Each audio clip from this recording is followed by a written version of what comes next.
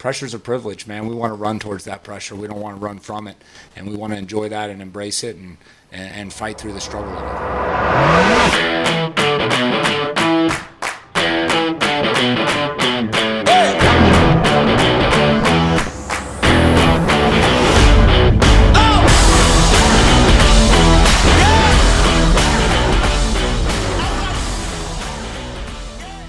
What's up, everyone? Welcome into another edition of the Orange and Black Podcast. It has been a minute since we've been on, but we have some exciting news and an exciting guest today as new Campbell head football coach Braxton Harris joins us. Coach, how are you doing today?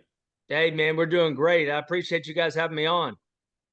Absolutely. We wouldn't want to miss this and have a great time for Campbell fans to get to know you a little bit. Coach, there's been a lot of excitement surrounding your hire and you being back in the Creek. Just open up with your message to Campbell fans across the board as you start this new era of Campbell football. Yeah, man. I mean, we're so excited. You know, it was 3 years ago we stepped foot on the campus for the first time, and myself and my family, we fell in love with the Creek. We fell in love with the community. We fell in love with the people. We fell in love with what Campbell stood for and what it meant to the community there in Harnett County. And so we couldn't be more excited to be able to be there. A lot of these people that you're kind of talking to, they didn't necessarily choose me. That's what the message I'll tell our kids is they didn't choose me, but I for dang sure I chose them. And when this opportunity came up, when Hannah reached out, man, we ran back to this opportunity. We're so excited to be able to be back and be able to continue to build this program. Well, Coach, we are absolutely thrilled to have you back as well. You already talked about what drew you back to Campbell a little bit. Coach, you have been a part of this program in the past for 2 years. This program has transitioned from non-scholarship football in the Pioneer League to the Big South and now to the CAA. It seems that the growing phase, league-wise, is stable at the moment.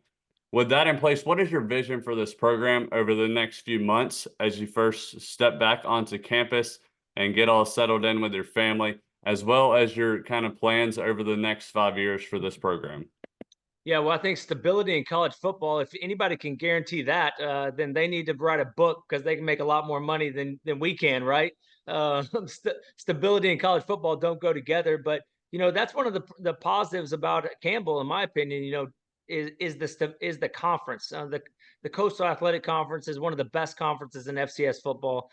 They do things the right way. Got 4 teams in the playoffs last year, man. That's exciting to know that we can be able to be in a conference like that and be able to compete with the best. And if you're competitive in the CAA, you're competitive in the nation in that piece. And to be honest with you, I don't see why Campbell can't be in that conversation every single year. Why we can't have a team that's a playoff team every single year. Why we don't have the ability to be able to go and compete for conference championships. And if you compete for conference championships, that's going to give you an opportunity to be able to compete for a national championship in the playoffs in that spot.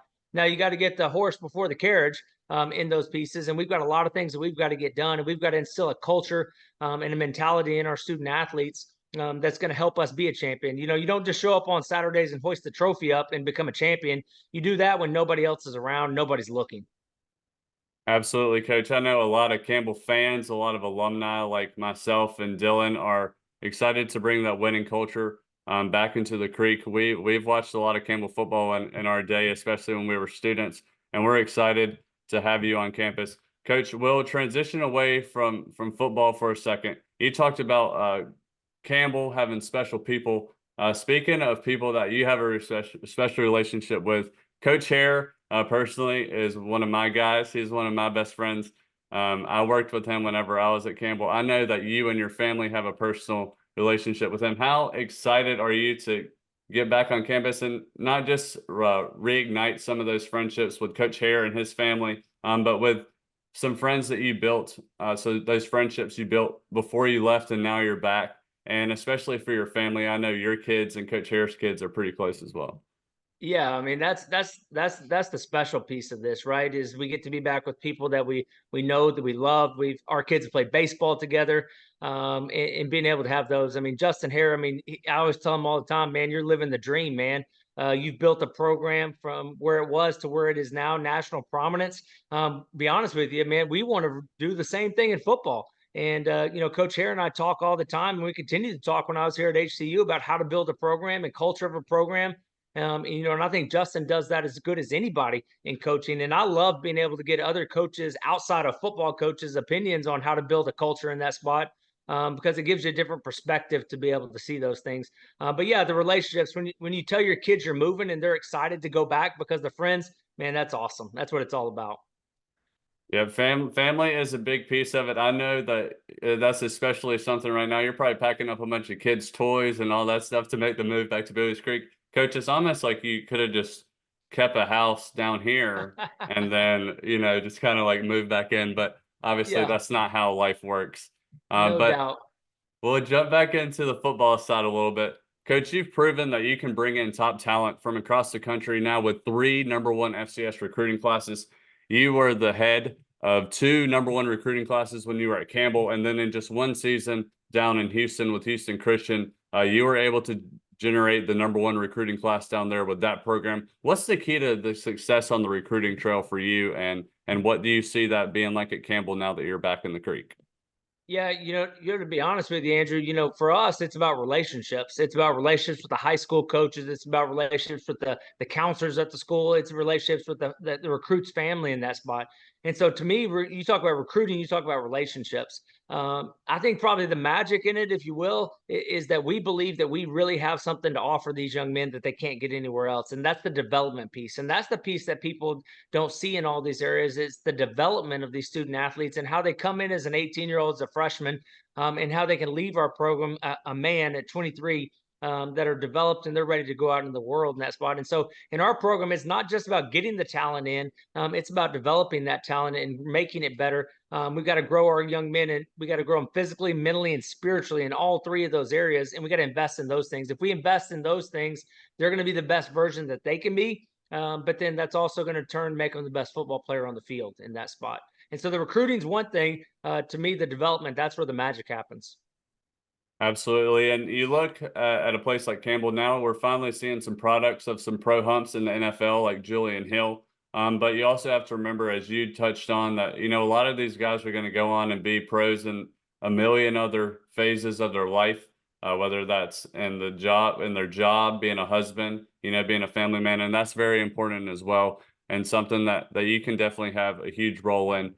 We talked about recruiting being a key piece to a successful program, but in just 1 season at Houston Christian, you helped them to their first winning season in program history. How do you take the talent that you find and acquire on the recruiting trail, bring them in, you have that development, and then show a finished product on the field and try to get to that championship level mentality that you talked about? Yeah, it goes down to it's a simple process. It's not simple to go through, but the what it takes is pretty simple, right? Like you've got to be able to live that lifestyle in all areas of your life, right? A lot of people they want to compartmentalize their life. Well, this is football, this is classroom, this is my life, my social life. And this goes here and this goes here, and I'm going to live this way on the football field, but I'm not going to live this way off the football field. Man, that ain't how it works. We all know that. If you've ever been a part of athletics, your best players were also your best people. For an example right there, Julian Hill. Julian Hill was the best player, and he was the best person on that football team. He was one that you pointed to your kids and you said, go be like him in that spot. Another Campbell guy, talking about it is Zach Neto. Zach Neto was the best player on the football field, and he was the best person. We were down here when he played the Astros this past summer, and we connected, and he took my kids down on the field for batting practice before the game. And so when your best people are your best players, then that's when you have the culture right inside of your program in that spot. And that's what we're excited to be able to build. And it's been built, and we've done it here at HCU. We've had those same products, but it's a process, and they got to understand that it's more than just football. It's about who you are as a man, not about where you are and what the situation is. Absolutely. We're big fans of Zach Neto over here as well. And it all starts with that heart and being a good person on and off the field and having that winning mentality. As Coach Harris says, it's not you don't wake up and you're a champion. It's a multiple days, show up every day, put in the work every single day. And that starts in all aspects of life. And that's good to hear that you're behind that as well. Coach, you are from Texas. You ended up in Bowie's Creek for 2 years. You went back to Texas, where you're from, but how do you get drawn away from your roots and from that everything's bigger down there mentality, and now you're back in the creek? Well, you can't ever take Texas out of a Texan now. I mean, let's just be honest. We love North Carolina. We're excited about being in North Carolina, but you can't ever take Texas out of a guy. It comes down to the people, the community, the Harnett County community there. We went to church in that community. Those people were great to us. When we were moving from North Carolina here to Texas, probably 10 ladies from our church come over and help my wife and pack up the house while I was already gone in those pieces. And so it doesn't necessarily matter about where you are. It matters about the people that you're surrounded with. And so for us, that people are what make the difference. And we never thought this in our entire life that we'd be leaving Texas and feel like you're going back home. But that's exactly what it feels like going back to Campbell. Absolutely. Well, you brought it up, Texas, and now you're back in North Carolina. We got to have a little barbecue discussion for you. Are you Eastern North Carolina, Western North Carolina? Or are you just like a Texas barbecue guy all the way? Hey man, I've never met barbecue that I didn't like. Okay, just throwing that out there. I've never met a barbecue that I didn't like in that spot. Man, it's tough to beat a good brisket now, man, in this spot, and so that's a piece for it that brisket is tough to beat. Well, there's nothing wrong with just a good slab of meat, whether it's smoked and sliced, or you can chop up brisket, you can chop up that pulled pork. That's it, man. No doubt. Hopefully we can still get you some good brisket whenever you get back to the creek. Hey, y'all are gonna have to put me on to some places now. All right, we'll Dylan, hook you you got up a with a couple? list. Yeah, we'll get you a list, Coach, and Okay. send it to you. So make sure you get some of that good brisket. Hey, let's go. Let's get a list, and we'll just knock them out one by one, man. Maybe we can go on a co-recruiting and barbecue tour all in one, and then Hey, I love it when you can multitask, right? there you go. That way you're well fueled to find some dogs on the recruiting trail, Coach. So let's hop back and slide away from barbecue for a minute. You're coming in, you're taking over a program that you are familiar with, but now you are the head man and it is your program. What's one thing off the field that you want to kind of implement as a program, and then one thing on the field that you're coming into this program? Well, those are one and the same. There's not a difference between on and off the football field. We want our young men to be accountable. And we talk about accountable means that they're responsible to someone for action. And we all understand in athletics that you're always going to be accountable to your team, but they've got to understand that accountability looms a lot bigger than the football field, right? The accountability is, are they going to take care of their business right in the classroom? Are they going to take care of their business in the community? When somebody meets them and they say, I'm a Campbell football player, are they going to uphold the standards in which the program needs to be represented in that spot? Our young men are afforded an incredible opportunity, right? It's a full ride education to go to Campbell University, one of the premier private schools in the state of North Carolina, right? And I didn't get that opportunity. I paid for my school, right? And so these guys are getting something. It's a gift. And the key to it all is, Andrew, is making sure that you see it as that, and make sure that you're representing the people that are giving you opportunities the way that they should be in that spot. And so that's the number one thing, is that we've got to make sure that people are proud of the young men, that they can get behind, that they can support these young men, because their lifestyle in which they're striving to live for, man, they're not always going to be perfect. They're going to mess up. I'm going to mess up. That's part of this process as we go through. We want to fail fast as we move forward. We don't want to be afraid of failure, but we know we're going to fail. And when we do, we got to dust our knee off and we got to get up and go back again. That's the exact same thing you should see on the football field when you come see us play in the fall. You should see a football team that cares about each other more than themselves. The perfect example, man, is that we here at HCU last year, we had a running back, and he only played 4 games, but he was a finalist for the Walter Payton Award, and just in those 4 games. We took him out of a ball game. His backup breaks a 60-yard run. The kid's on the sideline. He is sprinting down the sidelines and dang near gets a penalty because he's too close to the field, because he's so excited about that guy being able to go and have that opportunity, right? He cares about somebody else in that piece. And that's what we've got to connect our young men to, is that it's not hey, we want to do this on the field and we want to do this off the field. It's not about that, man. It's about who you are. It doesn't matter what arena, what field, what classroom, what social setting you're into. It's about who you are in that piece. Absolutely. Well, Coach, we're all excited to have you on campus. Dylan, do you have any questions for Coach? Yeah, I think I'll hopefully end it off. Coach, I think like Andrew said, the Campbell fans are so excited for your hire. Let's get them riled up here. So what do you want the product to be on the field, and what do you want fans to see when your team takes the field? Yeah, we talk about starting fast. We've got to win the first quarter. 88% of the ball games, if you break down NCAA stats, 88% of the ball games, whoever wins the first quarter wins the football game. I'm not a rocket scientist, man. I'm not that smart, but if 88%, man, that's Vegas odds. I'll take that any day of the week, right? We can run with that piece. And so we've got to start fast as a football team. And so our preparation's got to prepare us to be able to start fast. And then the last part of that is that we've got to finish stronger, is what we talk about. Man, we've got to win the fourth quarter, right?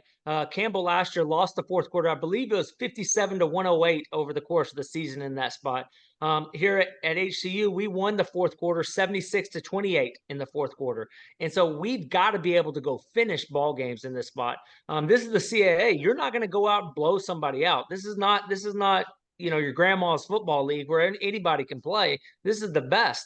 And so there's going to be close ball games every game, and it's going to come down to the fourth quarter, and we've got to have that mindset and that mentality to go finish. And we've got to know when we get somebody to the fourth quarter, man, game over. I kind of go like an old school Mariano Rivera mindset, like it's shut down. Once you hear Sandman come in, game over, shut down, we win in the fourth quarter. There you go, Coach. Can we play Enter Sandman as we head into the fourth quarter? That would be pretty awesome. Hey, I mean, you're no, going to come on borrow now. it from some people. I'll let you borrow it, Coach. I'll talk to the people. Yeah, Dylan is wearing outside schools on our Campbell podcast. I see Dylan, that, you at man. least gotta. I mean, do you need me to send you a hoodie, man? I mean, what do we need to do? I mean, we're here to take hoodies. I mean, whatever the Orange and Black podcast, we're here for swag. We will rep you, Coach Harris. Right. Give me a week. Give me a week in the creek, man, and I'll make sure we get all that stuff ironed out. Okay. Thanks, Coach. To be fair, Dylan wasn't supposed to be on this when I talked to him. He's we're both kind of busy with work, but so he wasn't even supposed to be on here. So I'll give him a pass on not wearing the Campbell stuff. I work from home on Fridays, so I have my little setup here. But Coach, we appreciate you hopping on, man. We're all fired up, really fired up to hear about finishing some ball games. As Campbell, you spoke to those numbers, but we're just excited to have you in the creek. You're also always an awesome follow on Twitter whenever you're here at Campbell, and we kind of kept up with you down at Houston Christian. And, honestly, earlier this year, I saw where you got the #1 recruiting class, and, I saw that. I was like, dag, like he was kind of the spearhead for that #1 recruiting class, and now he's gone. And you even liked that tweet. And look, now we're sitting here chatting about you being back in the creek. So we're excited for you to bring that talent back with you and kind of bring in some new great talent into the creek, but also just your mentality and just the winning culture that we can bring in here. And we're just happy for you. Good luck packing. I know that is like one of the top 5 worst things you can do in life. But it's for a good cause, and you have bright future ahead, and we're excited for you. What do you have just to leave the Campbell fans with before we hop off of here? I would just say support, and you support by being there and being present. Our student athletes need to feel that excitement of the Campbell fan base. And this is an opportunity. Anytime you have a change in leadership in a football program, it's a time and it's an opportunity for us to be able to forge a new path. And so I would say to any of the doubters out there, any of the peoples that maybe have been skeptical or non-supportive or non-interested, I would say, man, this is the time. Give us an opportunity. Give us an opportunity to earn your trust. Give our young men the opportunity to earn your trust. And I promise you this, that people are going to be proud to be a Camel next fall. They're going to be proud of the young men we put out on the field. They're going to be proud of the way that they play the game. And then they're going to be proud of the way that they represent Camel Nation in Harnett County in North Carolina. So give us an opportunity, and I promise you're going to be proud of the product that you get. Awesome. Thanks, Coach. We're all excited, and we're excited to be in Buies Creek this fall and see you at the head of the program. And hopefully we'll talk again before the start of the season, but we'll let you finish packing, get to Buies Creek, start the recruiting process, and get this thing rolling for you. But thanks for hopping on, Coach. Sounds great. Thanks, guys.